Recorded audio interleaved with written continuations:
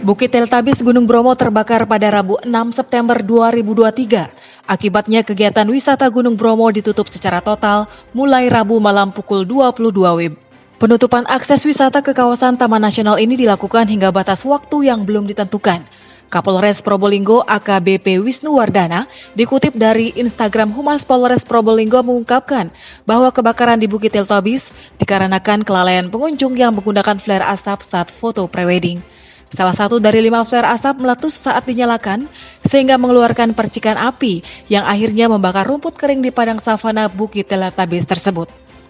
Identitas satu orang yang ditetapkan sebagai tersangka ialah Andri Wibowo Eka Wardana, warga Tompekersan, Lumajang yang merupakan manajer wedding organizer.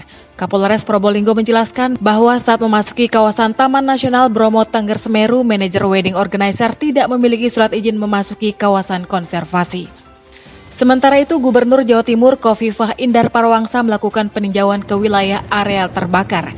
Khofifah sempat melakukan pemantauan melalui udara menggunakan helikopter. Dikutip dari Balai Besar Taman Nasional Bromo Tengger Semeru, pada Minggu 10 September 2023, proses pemadaman masih berlangsung.